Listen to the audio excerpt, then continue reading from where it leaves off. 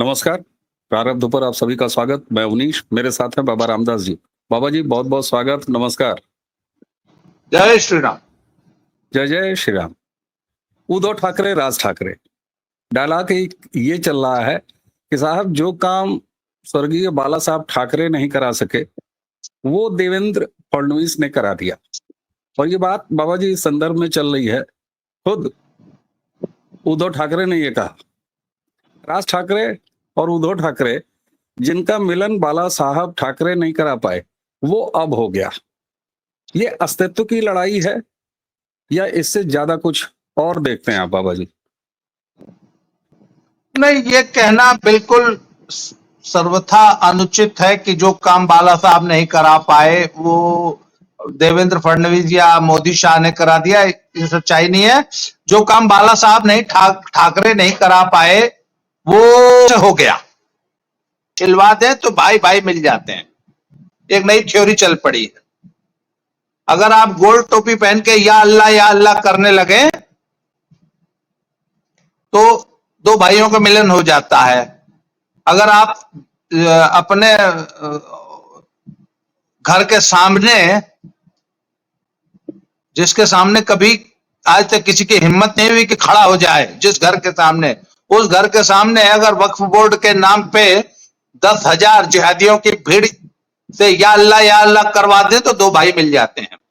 यदि आप कांग्रेस जैसी पार्टी से अपने हिंदू वोट बैंक को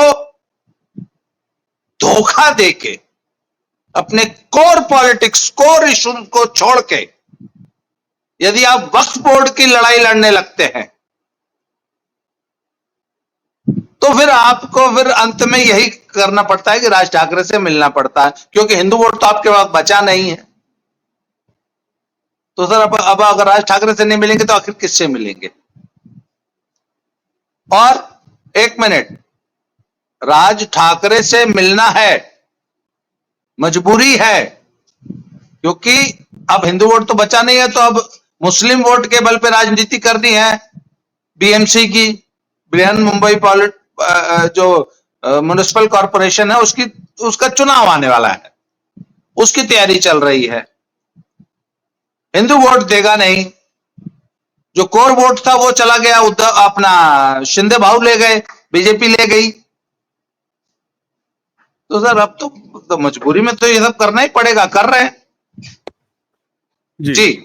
अच्छा बाबा साहब, बाबा जी, एक चीज, शिवसेना बहुत सारी वो जनरेशन जिसने जब भारत में या भारत की राजनीति में कहिए हिंदुत्व का उभार हुआ, मैं 2014 की बात कर रहा हूं, यानी नरेंद्र मोदी और अमित शाह की भाजपा, उसके बाद लगातार सरकार, तो शिवसेना हिंदू पार्टी समझा जाता था और बड़ी इज्जत दी जाती थी शेष भारत में शिवसेना की।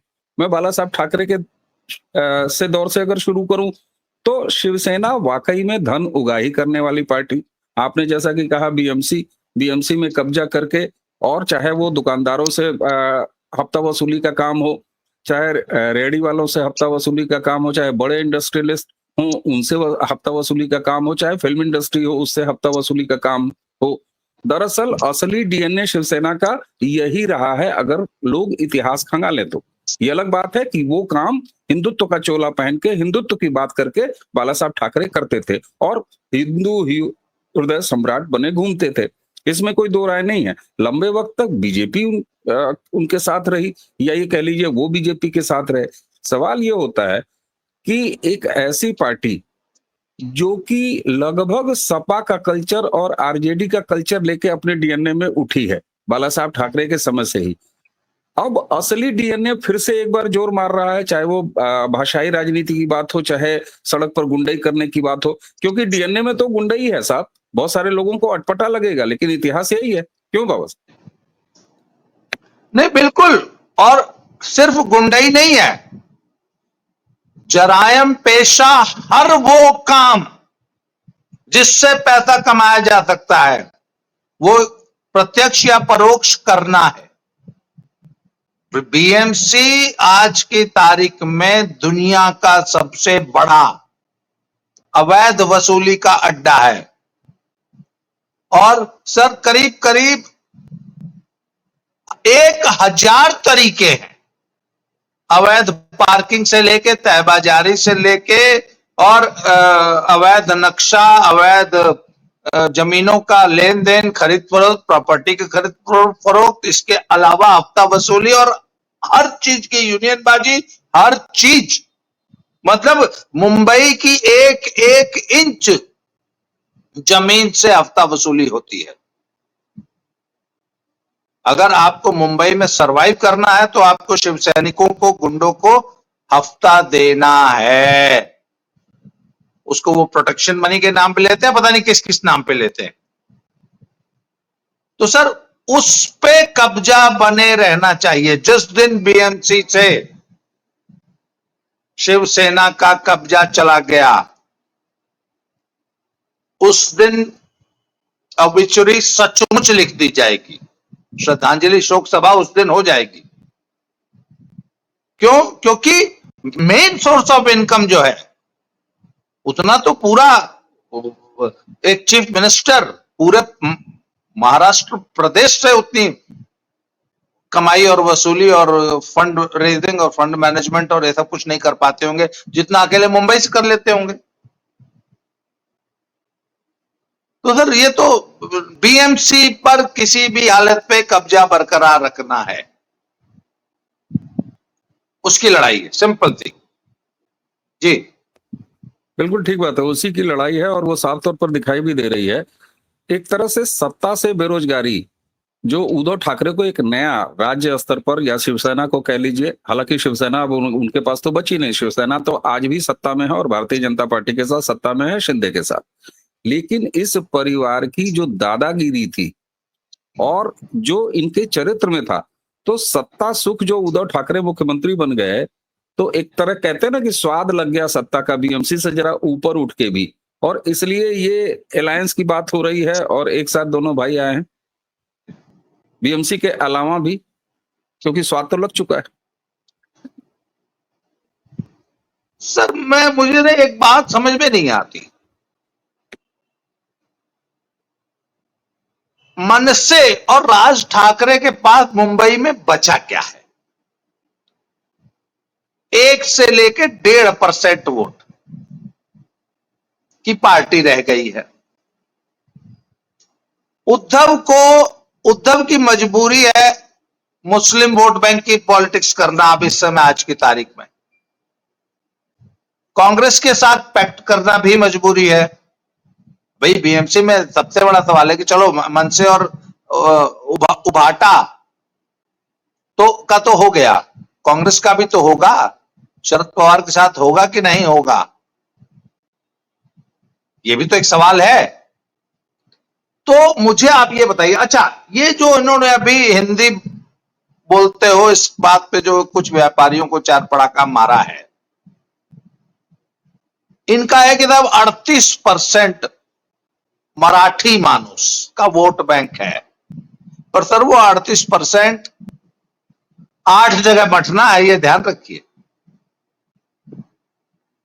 वो 38% 8 जगह बंटना है, तो अब किसको कितना मिलेगा, कितनी? अच्छा एक चीज और बताऊं, मुस्लिम वोट 18 या 19% बताते हैं, उसमें भी तो 5 दावेदार हो गए। अरे सपा भी है वहां पे, वहां ओवैसी की पार्टी एमएम भी है। तो सर इतना आसान है नहीं जितना लोग कह रहे हैं कि 38% जो है मराठी स्पीकर्स प्लस 18%, 38 और 18, अरे बात साहब 46% वोट हो गया शिवसेना का। बाप कमाल है, यही होती है पोल अर्थमेटिक्स। तो सर अच्छा वोट बैंक तो सारा का सारा शिंदे बाबू ले गए हैं, बचा क्या है तुम्हारे पास? अच्छा ये इनका सिर्फ एक चीज है कि अगर हमने हिंदी भाषियों को 4 पड़ाका मार दिया तो कहीं पे कोई ऐसी घटना हो जाए यूपी बिहार में, आप देख लीजिएगा होगी, कि वहां पर भी 4 मराठियों को किसी ट्रेन में, किसी बस में, कहीं पर कोई जो है बिहारी मिलके 2-4 पड़ाका मारते हैं। अगर वो नहीं मारेंगे तो ये स्टेज मैनेज करवाएंगे, आप देख लीजिएगा। आज आप मेरी बात नोट कर लीजिए, अगले 2 4 10 दिन में या चुनाव से पहले कहीं न कहीं मराठियों को जो है उनके साथ दुर्व्यवहार होगा और वह बाकायदा शिवसेना उभाटा ग्रुप खुद मैनेज कराएगा। जैसे वो केजरीवाल अपने ऊपर स्याही और अंडा और पता नहीं और चप्पल जूता मुक्का घुसा पड़वाता था ना, उसी तरह होगा। इनको कहे कि किसी तरह ये जो हिंदी भाषी वाला जो मुद्दा है इसको मराठी मानुस अपने पे ले ले। अभी तक तो फिलहाल कोई उनके साथ है नहीं, इसका जो मराठी है वो बिल्कुल भी जो है, परंतु ये इनकी कोशिश रहेगी कि किसी तरह जो है ये मुद्दा बन जाए, और वो तभी बनेगा जब कहीं महाराष्ट्र से बाहर चार मराठियों को जो है चार पड़ाका कोई मार देगा या ये मरवा देंगे। जी अच्छा, इनके चरित्र पर तो हम लोगों ने इतनी बात कर ली, लेकिन सत्ता में इस समय भारतीय जनता पार्टी है और शिवसेना शिंदे साहब की पार्टी है। नारायण राणे ने बोला जरूर, और नारायण राणे ने बिल्कुल खरी खरी बात बोली कि भैया तहमत और पाजामे से भी जरा मराठी बुलवा लो। लेकिन ज्यादा जो उम्मीद अभी तक है वो नहीं हुआ है सरकार की तरफ से, जिस तरह से सड़क पर गुंडाई हो रही है और जिस तरीके से बदतमीजियां की जा रही हैं। तो आखिर भाजपा और शिंदे सरकार की मजबूरी यहाँ कहाँ आ रही है? कुछ मजबूरी है क्या उनकी? भाई वो भी बहुत ज्यादा कार्रवाई के नाम पर देख लीजिए, चाहे बोलने के नाम पर देखिए, एक राणे को छोड़ के कहीं कुछ नहीं, सन्नाटा है। सर, यही समझदारी भी है, यही तो वो चाहते हैं, यही तो वो चाहते हैं कि देखो हमने जब मराठी की बात की तो हमको फडणवीस ने उठा के बंद कर दिया। सर, बिल्कुल नॉट रिस्पॉन्डिंग हो जाने की जरूरत है, इस पे चर्चा तक करने की जरूरत नहीं है। अगर हमने इसको बातचीत से भी, जो हम और आप बात कर रहे हैं ना, ये भी करने की जरूरत नहीं है। इसको बिल्कुल अंडर द कारपेट दबा दो, नॉट रिस्पॉन्ड हो जाता है ना, कभी कभी जो लैपटॉप है वो नॉट रिस्पॉन्डिंग हो जाता है, कुछ और कर लो भेड़िया बाएं हो जाता। हमारे पूर्वांचल में क्या है, मैं तो भेड़िया बाएं हो गई, लेकिन तो कुछ सुनाता है ना, ये तो बोलता है ना। सर, इस मुद्दे को अपनी मौत मरने देना चाहिए, इसको बिल्कुल भी चर्चा में या इस पर प्रतिक्रिया अगर हमने की, सरकार ने की, किसी ने की, अगर कहीं से कोई बड़े आदमी ने बयान दिया, मुद्दा बना, यही तो वो चाहते हैं, तो बिल्कुल मुद्दा बनाने की जरूरत नहीं। बिल्कुल, ये आपने बात बड़े मार्के की और दर्शक अब इस पर ये भी कमेंट करेंगे कि भाई आप लोग ये ज्ञान भी दे रहे हैं कि इसको बिल्कुल अंडर द कारपेट करिए और आप लोग बात भी कर रहे हैं, तो ठीक है, एडजस्ट करना आवश्यक है। और इसी बातचीत के जरिए ही ये बात भी, ये समझ भी निकल के आई, जैसा बाबा जी ने कहा कि भैया इसको बिल्कुल इग्नोर करो, और शायद ये स्ट्रेटजी के तहत किया जा रहा है। बाबा जी, बिल्कुल जी, बटोगे तो कटोगे। भारत और भारत की सनातन पद्धति और भारत का हिंदुत्व और राष्ट्रवादी राजनीति उस दिशा में चल रही है। एक रहोगे तो सेफ रहोगे, बटोगे तो कटोगे।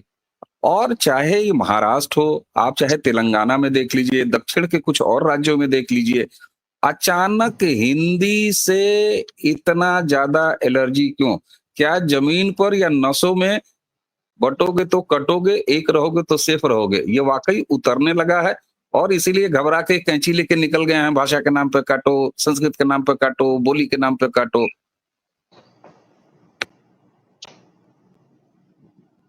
सर ये देखिए, जो समय आ गया है ना, आप ध्यान दीजिएगा, आज से 5 साल पहले जब गूगल ट्रांसलेशन आया था, तो वो कितना ऊट पटांग, कितना घटिया ट्रांसलेशन करता था, आप समझ ही नहीं पाते थे। आजकल तो गूगल ट्रांसलेशन ऐसी ट्रांसलेशन कर रहा है कि मैं और आप लिख नहीं सकते वैसे हिंदी, उतनी शानदार हिंदी। उसके बाद कोई भी किसी भाषा में लिखा हुआ कोई भी शब्द है, पोस्टर है, आप उसकी फोटो खींच के गूगल में करिए, वो आपकी भाषा में आपका। तो सर, ये हिंदी को पूरे देश में प्रचलित करने का जो टेक्नोलॉजी आ गई है ना सर, ये हिंदी के प्रसार प्रसार। और आप देख लीजिएगा आज Hindi one of the most preferred language बनने जा रही है पूरी दुनिया की, अंग्रेजी के बाद। क्यों? क्योंकि भारत का जो महत्व है, भारत को पूरी दुनिया भाई अलग अलग तरीके से जो है वो देखती है। कुछ के लिए ये दुनिया का सबसे बड़ा बाजार है, कुछ के लिए ये संस्कृति, अध्यात्म, धर्म का इतना बड़ा केंद्र है, कुछ के लिए ये टूरिज्म का बहुत बड़ा केंद्र, अब अपने अपने सबके हैं। तो भैया भारत में सबका इंटरेस्ट है और हिंदी ही एक, उनको पता है कि हिंदी ही एकमात्र ऐसी भाषा है जिससे आप पूरे भारत में कम्युनिकेट कर सकते हैं। ये जितने भी ये हिंदी का विरोध करने वाले हैं, इनके यहाँ सबके घर में हिंदी बोली जाती है। तमिलनाडु की बात नहीं कर रहा हूं, पर बाकी मैं जितने ये, चाहे वो उद्धव ठाकरे हो, चाहे इनकी बहुएं जो हैं, आपको मालूम है सब हिंदी भाषी है। और ये खुद, इनके लिए मैं क्या कहूं, बिहार से कहाँ गए हैं, बिहारी खुद है, इनका खुद का रूट कहाँ है जी? हाँ, बिहारी है सब। तो सर ये हिंदी को, ये हिंदी के नाम पे गंदी टुच्ची पॉलिटिक्स हो रही है, पर ये बहुत दिन चलेगी नहीं। हिंदी, एक बार बताऊं सर, आपको मालूम है हिंदी फिल्में, हिंदी ओटीटी, अच्छा अब एक चीज देख लीजिए ना, आज आपको 50 साल पुरानी फिल्म भी ओटीटी पे हिंदी में डब्ड अवेलेबल है। आज दुनिया की बड़ी से बड़ी फिल्म बना देख लीजिए, वह हिंदी में डब होकर रिलीज हो रही है हिंदुस्तान में और पूरे वर्ल्ड में। सर आप रोक लीजिए हिंदी को, आप रोक लीजिए हिंदी को। तो अच्छा सर, टुच्ची पॉलिटिक्स है, हो रही है, सब बात सही है, पर हिंदी का प्रचार प्रसार इसी तरह बढ़ता रहेगा। हिंदी दुनिया की सबसे प्रोमिनेंट भाषा है और रहेगी, और इंटरनेट के कारण, टेक्नोलॉजी के कारण और ज्यादा इसका प्रसार होगा। अब तो सर ऐसी टेक्नोलॉजी आ गई, जैसे मैंने ये लगा रखा है, आप यहां लगा लीजिए, आप मुझसे रशियन में बात कीजिए, मुझे अपने आप हिंदी में ही सुनाई देगा ट्रांसलेट करके। बिल्कुल बिल्कुल बिल्कुल, एआई का युग है और क्वालिटी बड़ी अच्छी है सर। उसकी लिपि मतलब इतनी शुद्धता, ग्रामेटिकल मिस्टेक्स बिल्कुल नहीं होते, बेहद कम होते हैं। लैंग्वेज बैरियर ना, लैंग्वेज बैरियर नाम की चीज ही खत्म होने जा रही है। बहुत, आप देख लीजिएगा बहुत जल्द, अभी तो फोटो खींच के ट्रांसलेट करना पड़ता है ना, बहुत जल्दी ऐसा कोई ना कोई डिवाइस आएगा कि आपने अगर तमिल में कोई बोर्ड है, उसके आगे अपना डिवाइस रखिए तो वो आपको हिंदी में क्या लिखा है पढ़ के बता देगा, तुरंत लाइव बताया।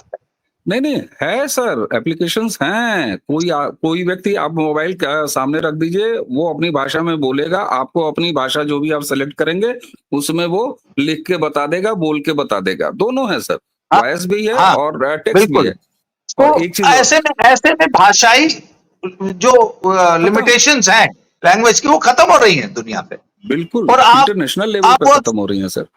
बाबा आदम जब के जमाने की पॉलिटिक्स में उलझे। बिल्कुल बिल्कुल। अच्छा एक चीज देखिए ना, हम लोग बात करते करते भाषा पे जहां पहुंचे, हिंदी पे जहां पहुंचे, दरअसल नए पाठ्यक्रमों में बेसिक एजुकेशन में हिंदी की अनिवार्यता का विरोध करने से ही ये पूरा मामला शुरू भी हुआ है, चाहे महाराष्ट्र में हो, चाहे तेलंगाना में हो, चाहे बाकी जगह हो।